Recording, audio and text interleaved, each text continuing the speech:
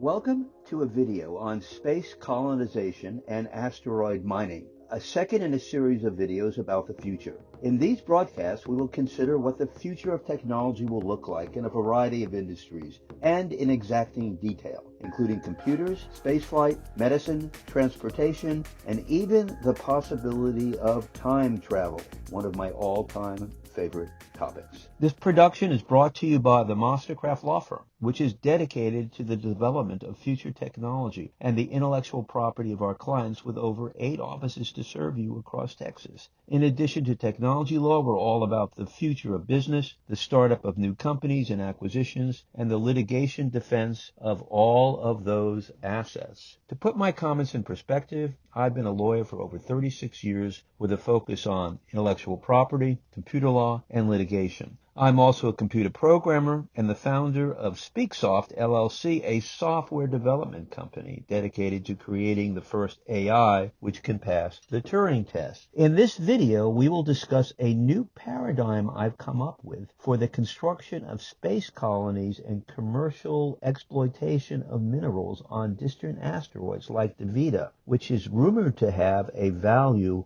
of trillions and trillions and trillions and trillions, no exaggeration, of dollars. You just have to get there with enough equipment to do the mineral extraction. So how do you get there? I'm sure some of you would like to join me. So as I say in these broadcasts, put on your seatbelt because here we go. I humbly believe that Elon Musk got it all wrong when it comes to space exploration and commercial development. Understandably, he continues to utilize the basic space platform first articulated by Wernher von Braun, the progenitor of manned spaceflight and the head of NASA, to land a man on the moon back in 1969. Although SpaceX and Musk have redesigned their spacecraft, including the somewhat modernistic Starship, they still resemble variations on the original design and theme launched by Robert Goddard back in 1926, which featured a large tube and a pointed structure on top. This all became more elaborate with Apollo and the SpaceX Dragon, but basically the same idea. Musk's latest iteration, Starship, has no resemblance to Captain Kirk's famed Enterprise. It looks a lot like a water tower. The problem is not just with the design, but the approach itself, which views manned space as a two-way transaction with no plans to enjoy the ride and stay a while. The challenge has always been to store enough fuel and life support to sustain the trip to a nearby destination and back without the loss of life. The massive height and size of the Saturn V rocket, which launched astronauts to the moon, illustrates the technological conundrum perfectly, as it rose to an enormous height of 365 feet and weighed 6.7 million tons, and all to thrust into orbit. A capsule which weighed a mere 16,000 pounds with a height of 28 feet. Think about that. Now imagine the challenge of using the same approach to land a man on Mars. There is something Rube Goldberg about this whole enterprise and its absurdity. The approach I champion is set forth in my recent book, Project Principia, a new proposal for the commercial development and colonization of space. And it utilizes a different technology to create the first sustainable human settlement in Earth orbit, and then transport the whole thing to a new destination for commercial mineral extraction over an extended period of years. This is truly a paradigmatic shift in design, planning, and achievement of commercial objectives. I am a proponent of using a huge spherical structure, which is inflatable for a variety of purposes in space, including human habitation, recreation, manufacture, and scientific applications for profit. Although I refer to these structures as bubbles, the concept has been around for millennia. The utility and functionality of curved structures was first utilized in the massive domes fashioned by the Greek and Romans, and later employed by Thomas Jefferson, one of my heroes, at his beloved Monticello. A brilliant scientist and visionary, John Desmond Vernal, first conceived of the use of inflatable spheres for orbital habitation back in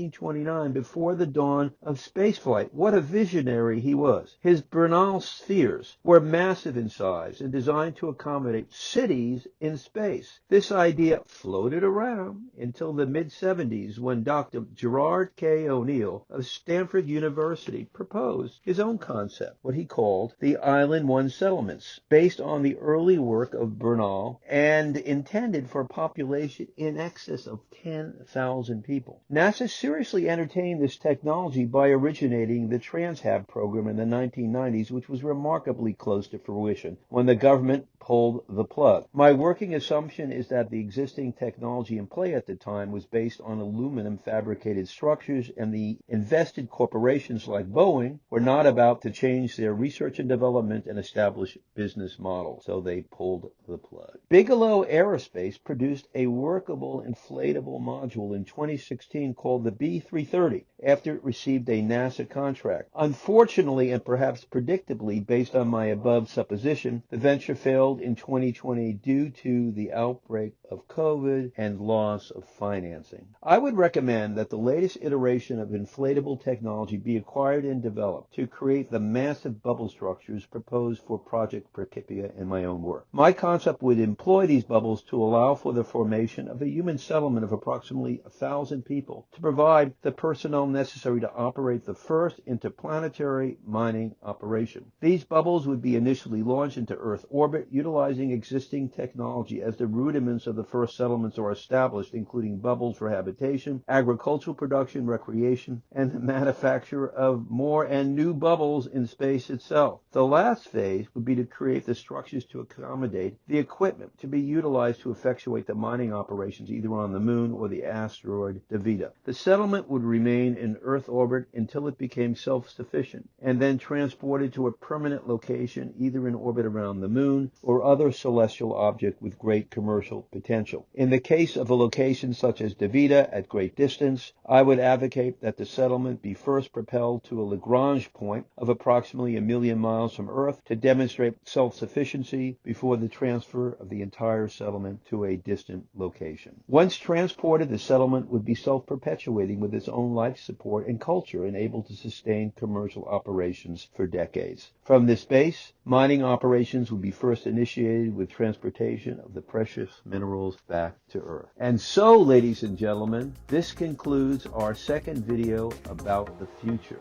brought to you by the Mastercraft Law Firm, which itself is all about the future. As I say in all these broadcasts, thank you so much for joining me, and I look forward to your continued prosperity. Thanks again.